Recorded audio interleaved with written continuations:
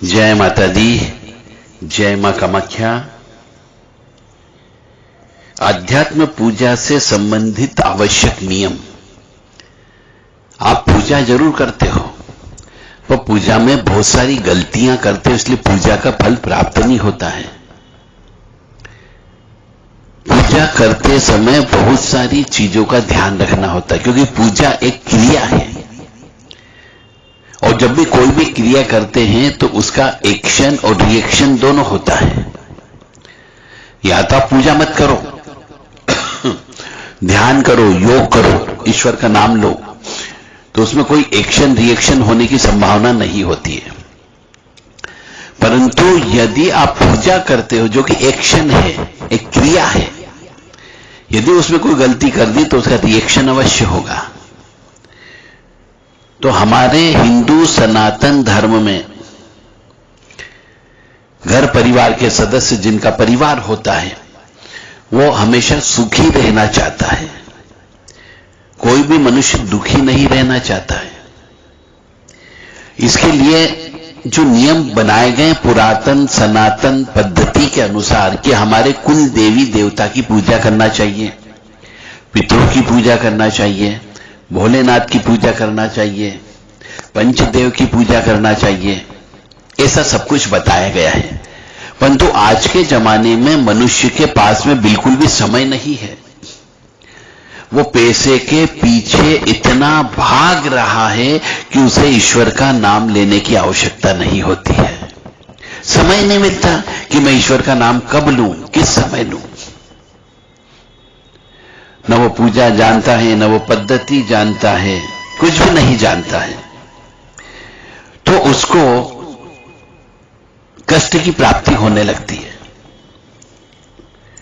तो जब भी पूजा करें उसके कुछ नियम हैं। आज हम वही नियम आपको बताने जा रहे हैं कि आप कौन कौन सी गलती करते हो। तो सबसे पहले बताने के पहले मां भगवती जगत जननी की स्तुति सुन ली जाए। कामाख्ये वरदे देवी नीलपर्वतवासिनी तम देवी जगत माता योनि मुद्रे नमस्तुते। कामाख्ये काम संपन्ने कामेश्वरी हर प्रिय कामनाम देहि मैं नित्यम कामेश्वरी नमस्तुते। कामदे काम रूपस्ते सुभगे सुर सेविते करोमि दर्शन देव्यम सर कामार सिद्धयेत। ओम महेशानी महामाये चामुंडे मुंडमालिनी आयु आरोग्य ऐश्वर्य देहि में देवी परमेश्वरी। ओम जयंती मंगला काली भद्रकाली कपालिनी दुर्गा क्षमा शिवा धात्री स्वाहा सदा नमस्तुते। ओम सर्वमंगल मांगल्ये शिवे सर्वा साधिके शरण्ये त्र्यंबके गौरी नारायणी नमस्तुते। दुर्गति नाशिनी दुर्गा जय जय, काल विनाशिनी काली जय जय, उमा रमा ब्रह्माणी जय जय, सीता राधा रुक्मणी जय जय। महालक्ष्मी नमस्तुभ्यं नमस्तुभ्यं सुरेश्वरी हरि प्रिये नमस्तुभ्यं नमस्तुभ्यं दयानिधि। काली काली महाकाली काली के पापनाशिनी खड़ग हस्ते मुंड हस्ते काली काली नमस्तुते। काली काली महाकाली काली के परमेश्वरी सर्वानंद करी देवी नारायणी नमस्तुते। नीरहार हार धन सार सुधाकरम महाकल्याणम धाकनक चंबक धाम्बुषाम उतंग बेनिकुच कुंभ मनोहरांगी वाणी नमामि मनसा वत्सा विभूते। ओम ऐं सरस्वती नमः। ओम ह्रीं दुर्गाय नमः। या ज्वल जल प्रज्वल अग्नि रूपाय ओम हौम ह्रीं श्रीं ज्वाला देवी नमो नमः। इस तरीके से आपको मां भगवती की स्तुति भी करना चाहिए। यदि आप कोई क्रिया नहीं कर रहे हो, कोई पूजा नहीं कर रहे हो, सिर्फ ध्यान योग कर रहे हो, तो आप ये मंत्र भी गुनगुना सकते हो। इन मंत्रों को बोलने से आपको महाकाली महालक्ष्मी महासरस्वती तीनों की कृपा प्राप्त होगी। ऐसे तो शास्त्रीय कहता है कि ओम ऐं ह्रीं क्लीं चामुंडाय विच्चे, ये मंत्र बोलने से कुल देवी देवता भी प्रसन्न हो जाते हैं और श्री महाकाली महालक्ष्मी महासरस्वती त्रिगुणात्मिका स्वरूपाय श्री दुर्गा देवी, ये सब शक्तियां प्रसन्न रहती है। परंतु इन अलग अलग मंत्रों को भी यदि आप बोलें तो भी आपको निश्चित तौर से मन कर्म वचन पे अवश्य फायदा होगा। अब हम आपको बताने जा रहे हैं कि आप पूजा में कौन कौन सी गलतियां करते हो और कैसे पूजा करना चाहिए। पूजा करने से मनोकामना की पूर्ति भी होती है और पूजा करने से हम अपनी परंपराओं को जीवित भी रख सकते हैं और जीवित रखना चाहिए, क्योंकि हिंदू सनातन धर्म में पूजा पाठ के ऊपर विशेष तौर से ध्यान दिया गया है। हर घर में पुराने जमाने से पूजा चली आ रही है। हर घर में एक मंदिर होता है और वहां पर पूजन अर्चन होती है, जबकि अन्य धर्म में घरों में कोई मंदिर नहीं होता है। पूजा करने के कुछ नियम है, क्योंकि घर में पूजा करते हैं तो पूजा करने के कुछ नियम है, उनका पालन अवश्य करना चाहिए।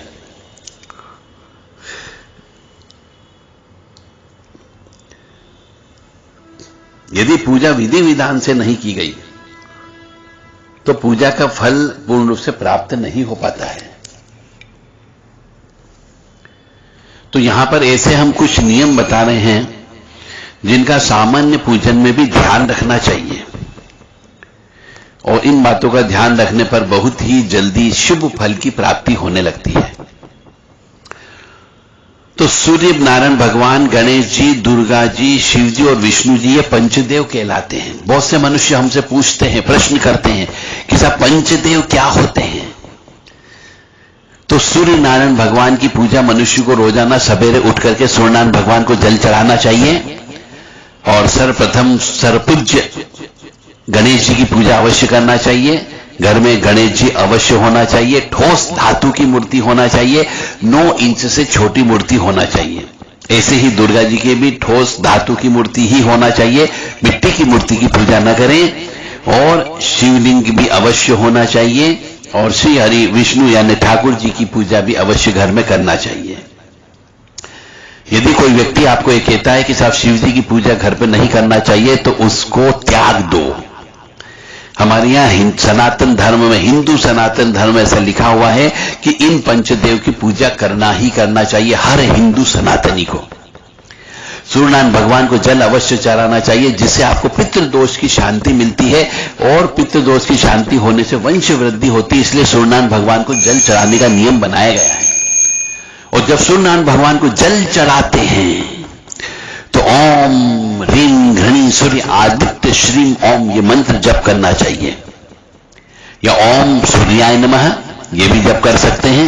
ये जल चढ़ाते समय आदित्य हृदय स्त्रोत का भी पाठ कर सकते हो, परंतु यह अवश्य करना चाहिए, जिससे वंश वृद्धि अवश्य होती है और व्यवसाय में नुकसान नहीं होता है। सूर्य दोष यानी पितृदोष, और पितृदोष होने पर बच्चे भी पैदा नहीं होते हैं, लड़कियां ही लड़कियां उत्पन्न होती है, पैसे जाम हो जाते हैं, और मनुष्य को कभी जिंदगी में सुख नहीं मिलता है। इसलिए सूर्यनारायण भगवान की पूजा करते रहना चाहिए, सूर्य का दान देते रहना चाहिए, गणेश जी की पूजा करना चाहिए, दुर्गा जी की पूजा करना चाहिए। ओम ह्रीं दुं दुर्गाय नमः, ओम गम गणपते नमः, और ह्रीं ह्रीं ओम नमः शिवाय, ह्रीं ओम ओम क्लीं कृष्णाय नमः। ये 5 मंत्र हर मनुष्य को बोलना चाहिए। इनकी पूजा करने से सभी कार्यों में अनिवार्य रूप से सफलता मिलती है, और प्रतिदिन रोजाना इनका पूजन करते समय इन पंचदेव का ध्यान भी अवश्य करना चाहिए। इससे लक्ष्मी जी की कृपा प्राप्त होती है और समृद्धि अवश्य आती ही आती है। आप किसी और भगवान को याद मत करो, पर इन 5 को तो अवश्य याद करना चाहिए, इनकी स्तुति का गुणगान करना चाहिए। शिव जी, गणेश जी और भैरव जी को तुलसी जी कभी मत चढ़ाओ। यदि आप पूजा करते हो और पूजा करते समय बहुत से मनुष्य जो हमने देखे हैं, चाहे पंडित पुजारी भी होते हैं या फिर कुछ घर वाले भी होते हैं, जिनको ज्ञान नहीं होता है, वो भोजन की थाली में तुलसी जी रख देते हैं। तो उसमें शिव जी को तुलसी जी नहीं चढ़ती, मतलब शिव जी को यदि भोजन की थाली लगाते हो मंदिर में, अपने मंदिर में, घर के मंदिर में, तो शिव जी स्वीकार नहीं करते हैं। ऐसे गणेश जी के सामने भी यदि कोई भी भोग रखते हो, मिठाई वगैरह रखते हो, तो उसके ऊपर तुलसी जी नहीं रखना चाहिए। और भैरव जी को भी जो भोग लगता है उसके अंदर तुलसी जी नहीं रखना चाहिए। ऐसे ये नियम है कि शिव जी, गणेश जी और भैरव जी को तुलसी जी नहीं चढ़ती है। इस बात को बिल्कुल गांठ बांध दीजिए। यदि आप घर में पूजन अर्चन करते हैं और मिठाई वगैरह चढ़ाते हैं, मिश्री वगैरह चढ़ाते हो, तो उसके अंदर तुलसी जी इनको सामने रखते हैं, तो तुलसी जी नहीं चढ़ाना चाहिए। पंचदेव है तो इन 5 के सामने अलग अलग छोटी छोटी प्लेट में आपको भोग अवश्य लगाएं, परंतु इन तीनों के सामने तुलसी जी नहीं रखना चाहिए। मां दुर्गा जी को दुर्वा अंकुर, एक प्रकार की घास होती, वह नहीं चढ़ती है, इस बात का भी अवश्य ध्यान रख लें। गणेश जी को विशेष रूप से दुर्वा अंकुर चढ़ाए जाते हैं, परंतु दुर्गा जी को दुर्वा अंकुर नहीं चढ़ता है। बहुत से मनुष्य दुर्वा अंकुर तोड़ते हैं, पूजा में इसका प्रयोग भी करते हैं, परंतु मां दुर्गा जी की जब भी पूजा की जाए उनको दुर्वा अंकुर नहीं चढ़ाना चाहिए। सूर्य नारायण भगवान को जल हमेशा तांबे के लोटे से ही चढ़ाना चाहिए, और वो तांबे के लोटे में भी जल को कुमकुम डाल के लाल कर लेना चाहिए। शंख से जल कभी भी नहीं चढ़ता है सूर्य नारायण भगवान को।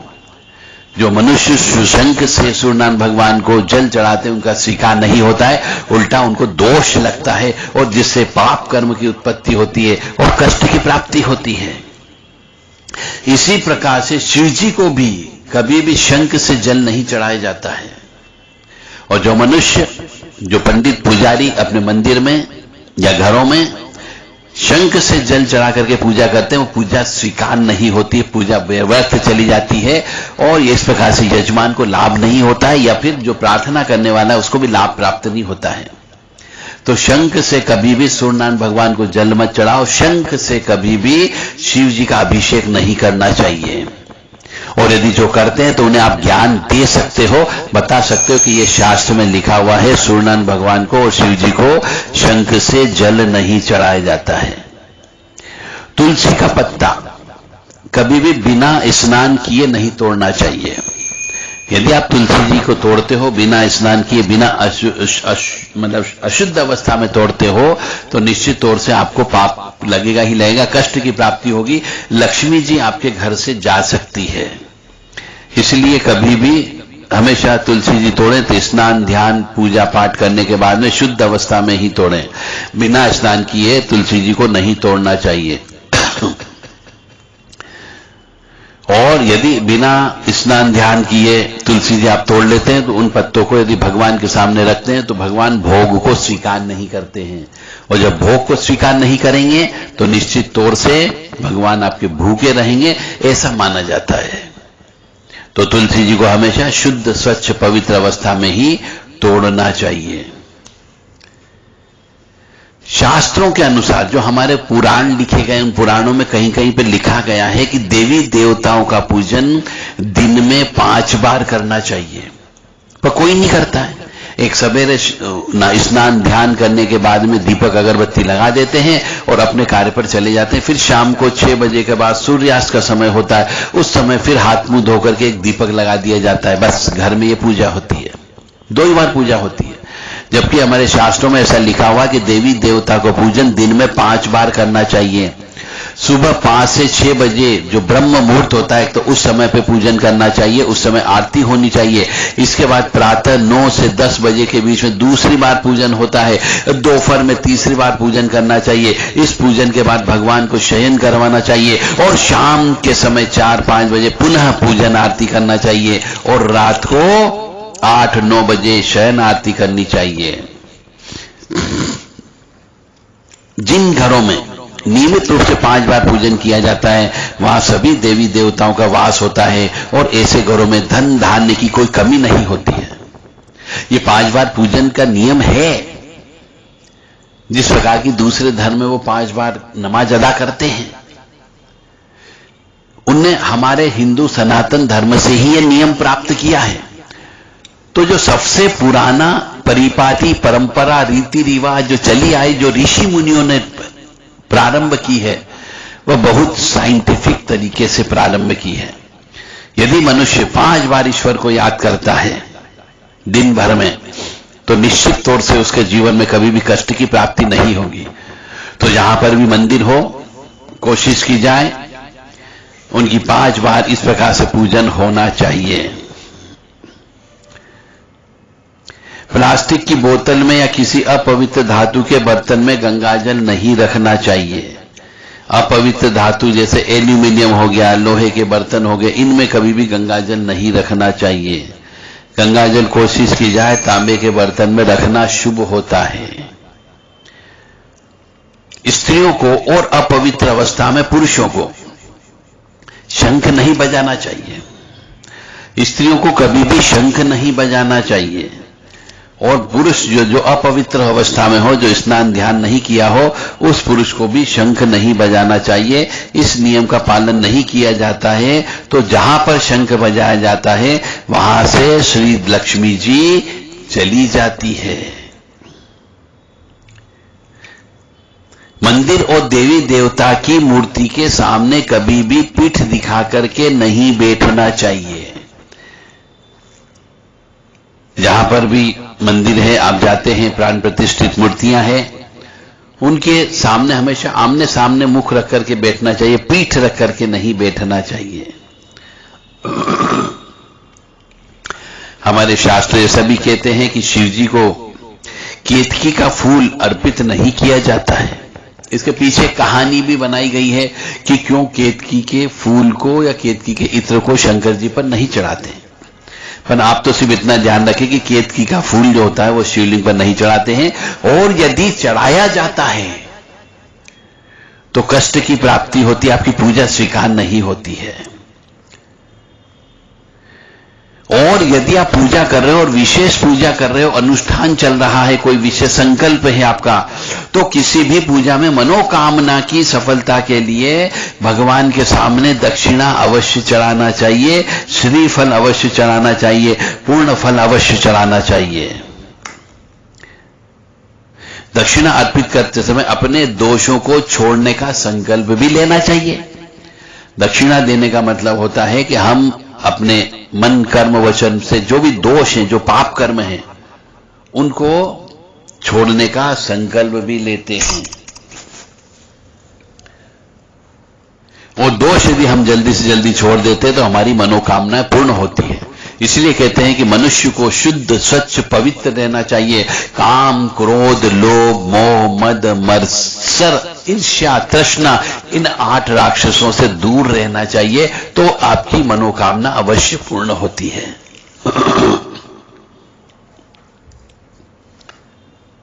और जैसा कि मैं बता रहा हूं, यदि किसी भी विप्रजन से, ब्राह्मण से, पंडित से, पुजारी से पूजन अर्चन कराते हो तो दक्षिणा उसी वक्त तुरंत देना चाहिए, अन्यथा ऋण चढ़ता है। अगर आपने 1 रात भी दक्षिणा रोक ली तो वो डबल दक्षिणा हो जाती है, 2 रात रोक ली तो ट्रिपल दक्षिणा हो जाती है।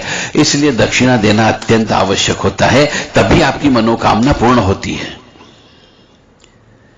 दुर्वांकुर जो होता है, एक प्रकार की घास होती है जो गणेश जी को चढ़ाई जाती है, वह रविवार को नहीं तोड़नी चाहिए, ऐसा शास्त्र कहता है। हर एक के पीछे कोई न कोई रहस्य और साइंटिफिक रीजन है।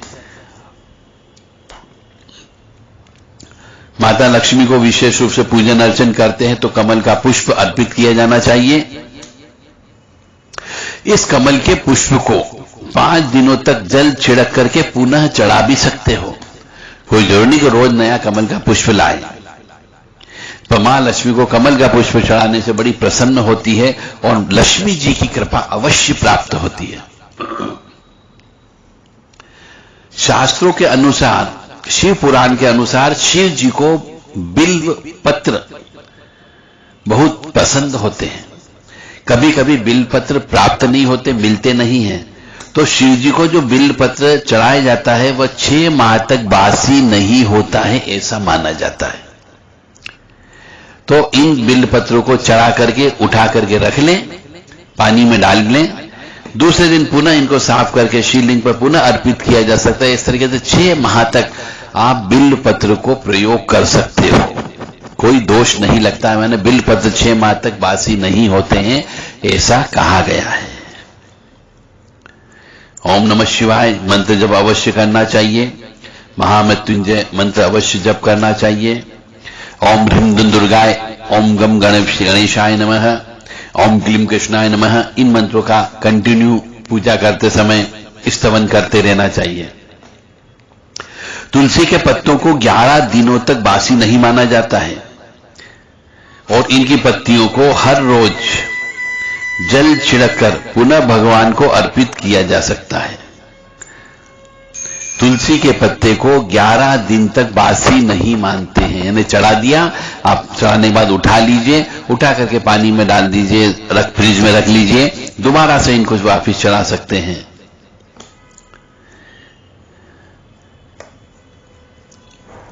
फूलों को हाथों में रखकर हाथों से भगवान को अर्पित किया जाता है।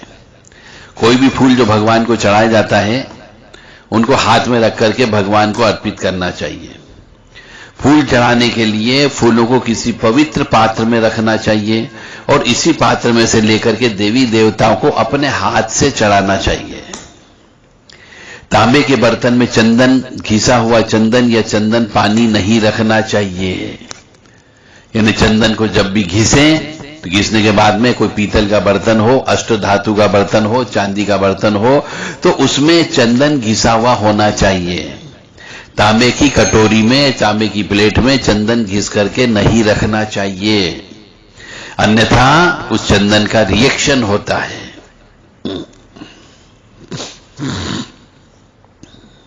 दीपक से दीपक को कभी भी नहीं जलाना चाहिए। एक दीपक जलाया आपने किसी एक देवता के नाम से तो एक माचिस की तीली से जला दीजिए, दूसरे देवता के नाम से दूसरा दीपक जलाना चाहिए अलग माचिस की तीली से, तीसरा दीपक तीसरी माचिस की तीली से जलाना चाहिए। यानी दीपक से दीपक कभी नहीं जलाना चाहिए, अन्यथा आपकी पूजा सफल नहीं होती है। तो पूजा करते समय ध्यान रखें, पंचदेव की पूजा करना है और 5 दीपक अलग अलग माचिस की तीली से जलाना है सबके सामने, और पांचों के सामने भोग अवश्य रखें। 3 देवता के सामने भोग रखते हैं तो उस समय तुलसी नहीं चढ़ाई जाती, इस बात का ध्यान रखें। और जो मनुष्य दीपक से दीपक को जलाता है उसके शरीर में रोग अवश्य होते हैं। फिर साधक कहता हमें साधना करते समय बीमारियां लग गई, साधना करते समय हमें रोग लग गया। तो दीपक से दीपक को कभी नहीं जलाया जाता, सिर्फ एक दिन जलाया जाता है दीपक से दीपक को, सिर्फ दिवाली के दिन। दिवाली के दिन जितने भी दीपक जलते हैं, आप एक दीपक से सभी दीपक जला सकते हैं, उस दिन माफीनामा होता है। बाकी अन्य किसी भी दिन दीपक से दीपक नहीं जलाते, जलाते हो तो बीमारियां आती है, रोग आते हैं, उसमें पैसा आपका चला जाता है।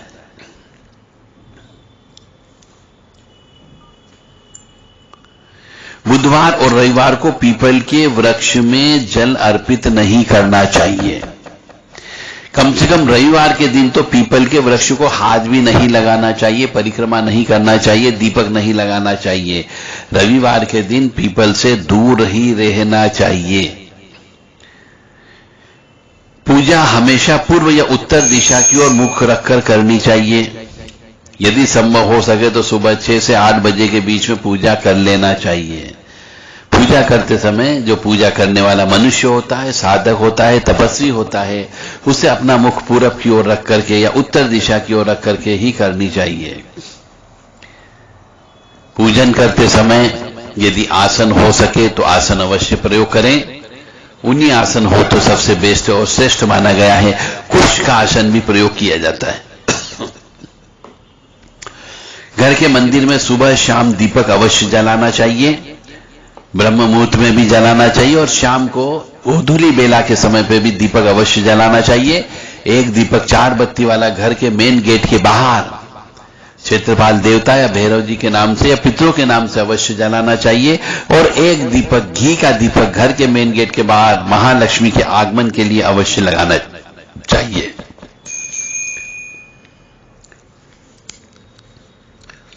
घर के मंदिर में भी दीपक अवश्य लगाना चाहिए, तुलसी माता जी के सामने भी अवश्य दीपक लगाना चाहिए, और घर में जहां पर मटका, पानी का मटका रखा रहता है जिसको पंडेरी बोला जाता है, वहां पर भी दीपक अवश्य लगाना चाहिए।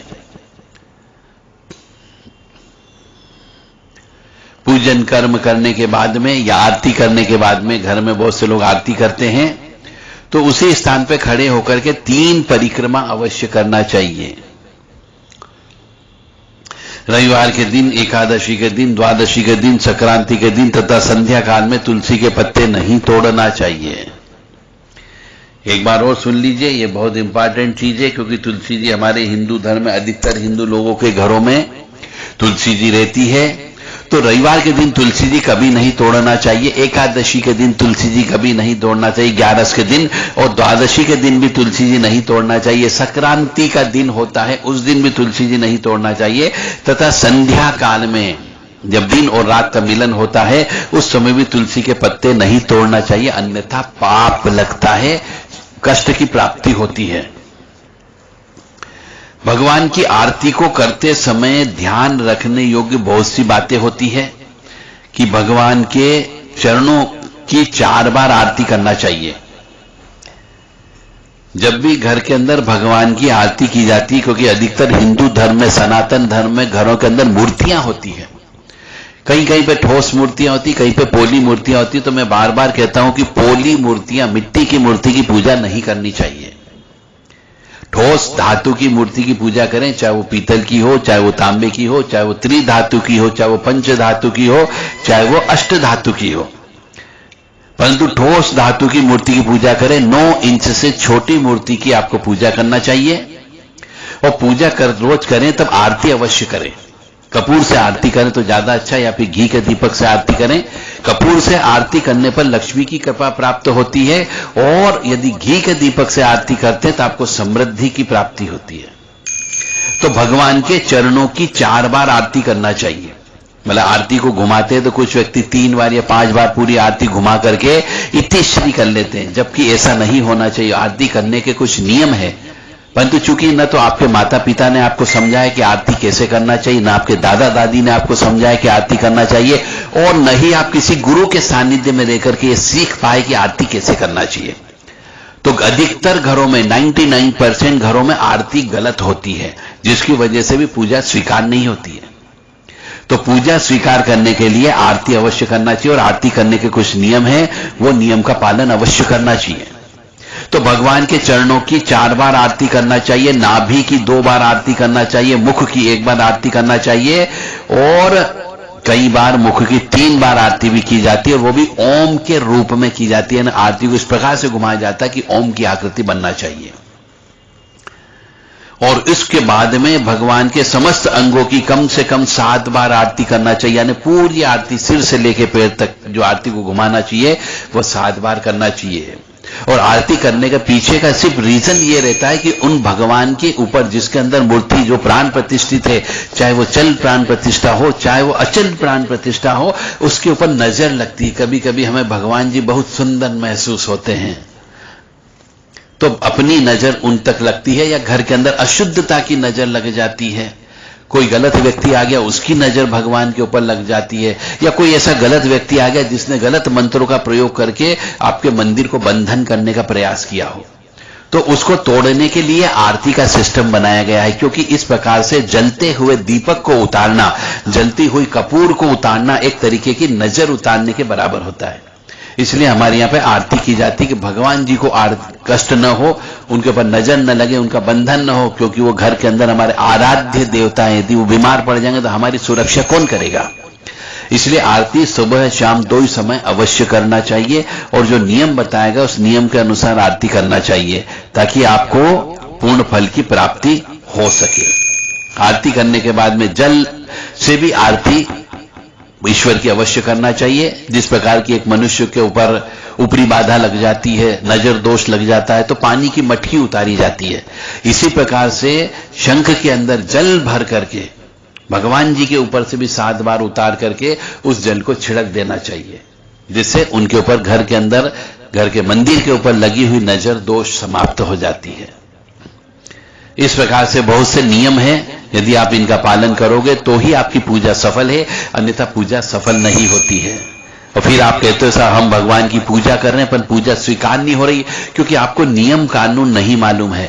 तो नियम कानून मालूम करने के लिए आप अपने शास्त्रों का, पुराणों का पाठ करें, या किसी अच्छे गुरु के सानिध्य में रह करके कुछ दिन रह करके उनसे ज्ञान प्राप्त करें, ताकि आपको घर की पूजा पाठ में सफलता प्राप्त हो सके। पूजा घर के अंदर मूर्तियां 1, 3, 5, 7, 9, 11 इंच तक की होनी चाहिए, परंतु नियम यह कहता है कि 9 इंच से बड़ी मूर्ति यदि हो तो उसकी प्राण प्रतिष्ठा होगी, इसलिए 9 इंच से छोटी मूर्ति रखना चाहिए। खड़े हुए गणेश जी कभी नहीं लाना चाहिए घर के अंदर। खड़े हुए सरस्वती जी और लक्ष्मी जी की मूर्ति तो बिल्कुल भी नहीं होना चाहिए। अन्यथा खड़े हुए गणेश जी होंगे तो घर के अंदर रिद्धि सिद्धि और शुभ लाभ आपके यहां पे ठहर ही नहीं सकते। खड़ी हुई लक्ष्मी जी की मूर्ति कभी भी नहीं होना चाहिए, क्योंकि लक्ष्मी जी ठहरेगी नहीं और रुकेगी नहीं, इसलिए बैठी हुई मूर्ति